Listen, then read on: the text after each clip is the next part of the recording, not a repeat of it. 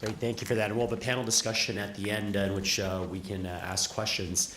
The next talk, coming on the theme of cancer immunotherapy, is really focusing on how to keep patients safe. CAR T-cell therapy has really revolutionized the treatment of certain malignant hematologic conditions, leukemias, lymphomas, myelomas as well. However, these therapies can lead to an overexuberant immunologic reaction. And how can one best harness and finesse this immune interaction to get the best of both worlds for the patient? And so with that, I'd like to introduce Dr. Travis Young, who's going to give us the next talk about controlling CAR T-cell therapy. Great, thanks.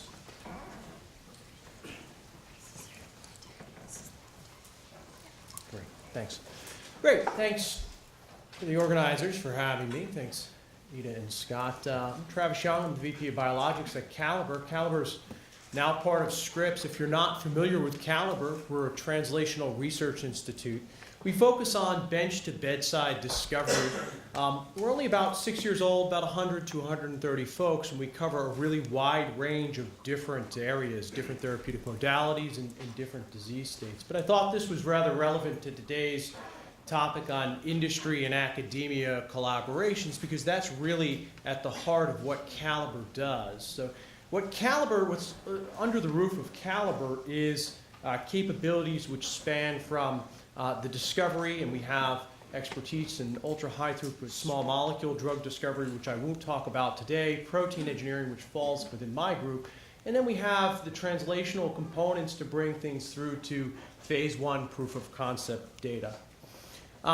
We were originally funded by Merck, but we were entirely independent of Merck, and the model here is really to take things forward, demonstrate the proof of concept, partner them with folks that are enabling to get them ultimately to approval, but then to bring back the value of those programs back to the innovation that occurs at Scripps and Caliber, and to create this evergreen model that's not wholly dependent on grant funding or philanthropy, although we have some funding that comes from those sources as well. And so we've done a number of deals which somewhat exemplify that over the course of the last 6 to 7 years. Wellcome Trust has been a major supporter of the immunotherapy programs, especially the ones that I've worked on within my group. And then most recently, we've done a deal with AbbVie on the CAR T-cell program that I'll be talking to you about today. So here's just a couple of the programs highlighting the diversity of things that we do at Caliber.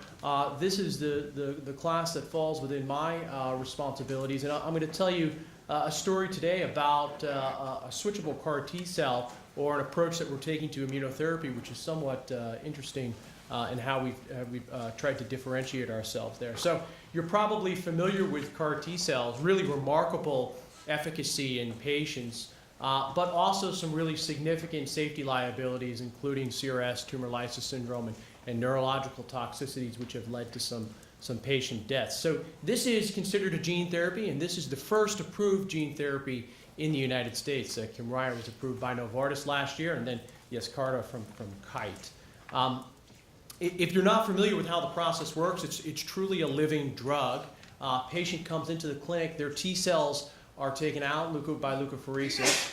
We genetically engineer them in the lab using a lentivirus system which harbors this gene, which enables the cells to then go off and seek and destroy cancer cells once they're given back to the patient. Those cells are expanded in the lab and then brought back to the patient, reinfused, where they experience the therapeutic benefit of their own genetically engineered T cells. So the T cells here are the drug.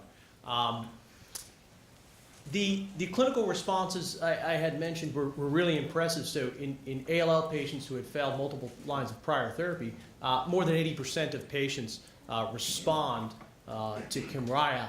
And what's really impressive is that with standard of care, it's about a 10% survival rate over 5 years with chemotherapy, but with CAR T cells, a 400% increase. So that's a significant number of patients who are alive at the end of 5 years because of CAR T cell therapy. I mentioned some really significant toxicities, and there's a review here that was recently published, but you can look at the clinical assessments, and this is an example of a patient who's been injected with, infused with CAR T cells. Fever immediately spikes. This is about 103-degree fever that patient has within 48 hours. And you can see there's a lot of confusion You have dysgraphia here where they can no longer write. They're experiencing a really remarkable clinical benefit, but ultimately some of these patients die, including from things like cerebral edema. And so the challenge that we're faced with is how do we control the efficacy, how do we harness the efficacy of CAR T cells while controlling the safety? And so to get there, here are some of the key challenges that we have. First, the CAR T cells need to recognize the tumor and not recognize healthy or normal tissue so that you don't get toxicity against the patient, but you get cytolytic toxicity against the target cells. The cells need to persist within the body. So if we're going to go through all of this effort and expense of genetically engineering someone's T cells, the advantage there is that the cells are going to be persistent within the patient, and they're not going to be a short-lived effect. Biologics and small molecules are great at short-lived effects. The advantage to T cells is that they persist for a durable response.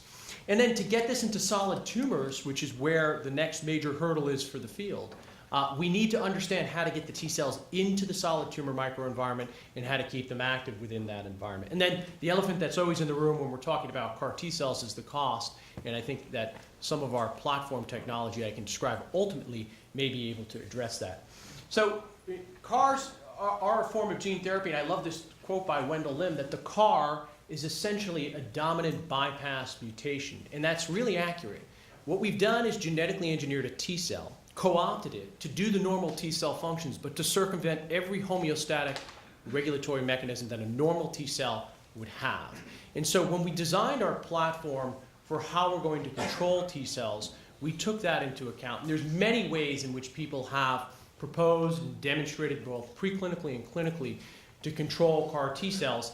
I won't go over all of them now, but at the high level, they can be split into reactive. In other words, are we just going to treat the symptoms of the overreactive CAR T cells, or proactive? Can we genetically engineer systems, or can we use different platforms in order to proactively control an adverse event? And so what I'll argue is that we're using antibody-based switches, and they lie here on the spectrum in terms of the most versatility and safety aspects of the platform. So here's what we've done.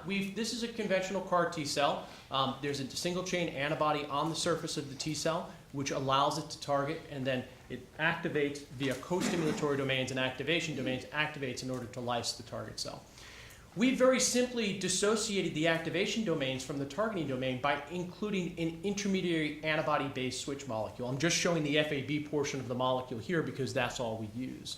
So this antibody bridges the CAR T cell to the target cell, and then the vision is, and what we've done in preclinical models, is that it's a single dose of this CAR T cell followed by a cycle of an antibody-based switch, which activates and controls the activity of this T cell. So it's a two-component therapy. And the advantage here is that this cell is now universal. This same cell, this identical CAR T cell, same lentivirus, same manufacturing process, can be redirected to any given antigen target simply by using the appropriate antibody. And so it's a hardware and software-based approach where the CAR T cells are now the hardware and the switch molecule is the software. So if we can control the level of activity, we can potentially gain all of these different benefits and have a universal platform here. Ultimately, can that bring down, by the economics of scale, can that bring down the cost of CAR T cell therapy? We think so. We think that there's a possibility there. So let me show you some of the data for what we have collected so far in preclinical models, and I can show you where we had some unexpected advantages to a model like this. The first thing we did was we understood how to design these switches, and so we built libraries of different antibody-based switches and dosed them into xenograft models, again, giving a single dose of the CAR T cells and then giving a cycle of the antibody-based switch. And we always compare this to CART19 to see how we're doing in terms of efficacy.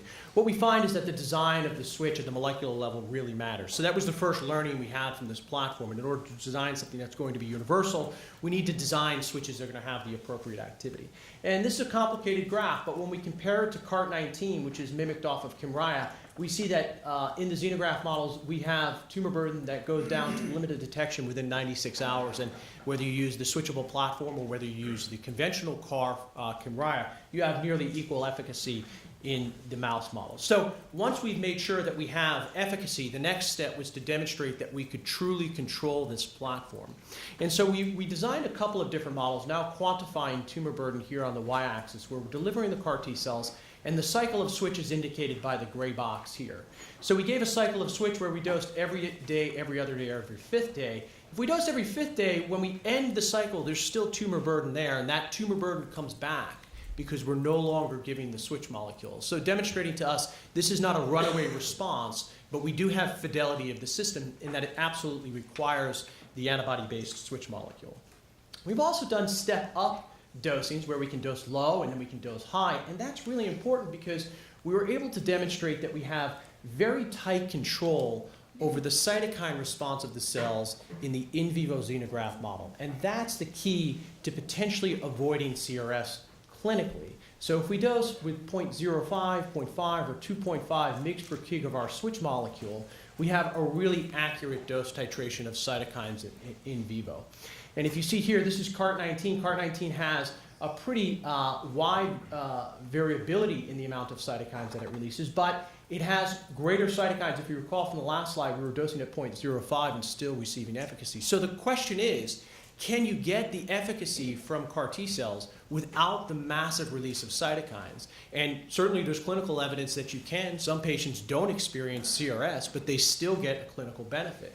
And so that's what we're going to seek to demonstrate in the first human clinical trial that we're starting up, to demonstrate that you do not need to have massive cytokine release in order to get the therapeutic benefit from the T cells. The other thing that we realized is that the dosing affected the phenotype, the long-term phenotype of these cells. And this made sense in that higher doses were mimicking a higher antigen load on the cell, and those cells were becoming exhausted faster, whereas lower doses were retaining a higher degree of CD62L memory population, which has been shown to be advantageous in patients. And so we knew that the xenograft models were not the best place to look at that. We were putting human T cells into immunodeficient mice. And so we rebuilt this entire platform in syngeneic animals. We took a really long time, which I won't go into here, about making sure that we matched all of the components as accurately as possible from human to mouse. And now we're using mouse T cells in an immunocompetent animal where not only can we look at efficacy, but we can look at B cells and we can look at T cell phenotype to understand how does our switch dosing affect both of those things. And so the concept with B cells is that CART19 in the clinic and in these mouse models gets sustained B cell depletion in the mice. So CAR T cells, they're never off. They're that dominant bypass mutation. They're always going to deplete B cells if they're around. But with the switchable platform, you should only see elimination of B cells when the switch is being dosed. And then when you stop dosing the switch, the B cells should return. And the first question I got when every grant I submitted, everyone said, well, when you stop dosing the switch, you're no longer going to activate the T cells. The T cells are going to go away. And I said, well, where are they going to go? They should stick around. If they're a memory population, they should still be there and be recallable. But the conventional thought was that CAR is needed for activation and persistence of the T cells, and it is determinant for whether those T cells will stick around.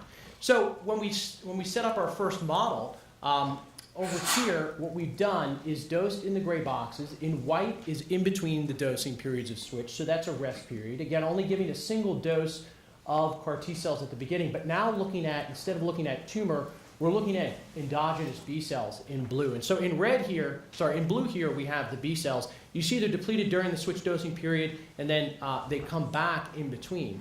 What was interesting is that we found the T cells, not only do they not disappear, but they increase over time with each iterative cycle of the switch molecule. And this was very interesting to us. And we said, well, how does the switch dosing regimen then affect that? And so we set up a little bit of a complicated model here where we wanted to, at the base level, understand, can we mimic long-term chronic stimulation of a T cell by dosing for long amounts of time with the switch molecule and then resting for a short period of time?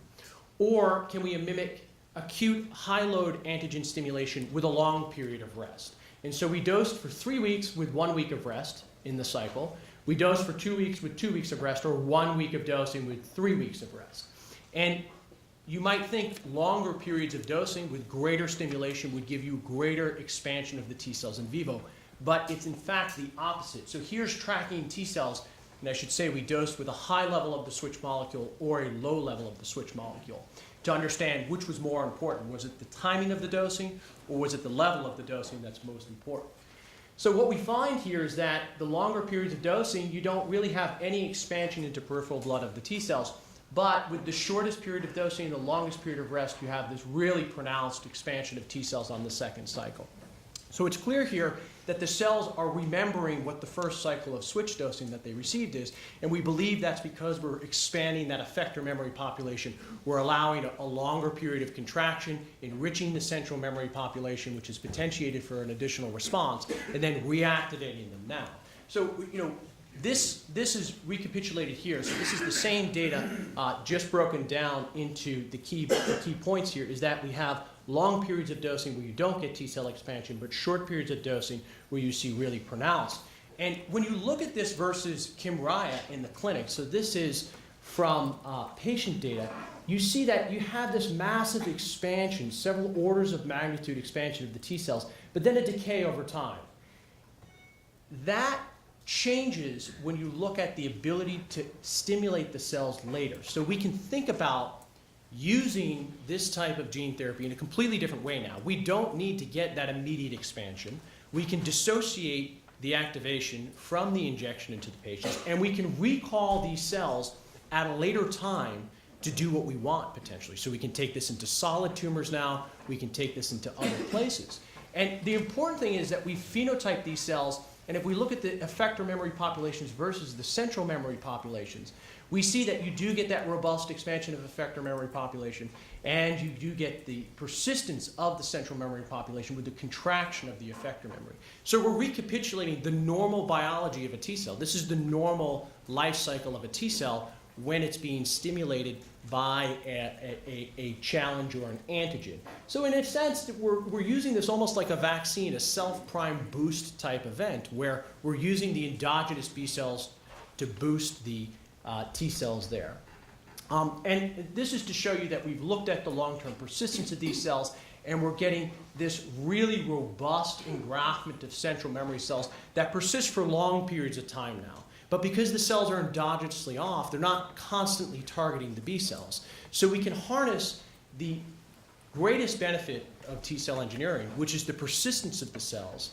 And we can also have the controllability of a traditional pharmaceutical, like a biologic, overlaid on top of one another.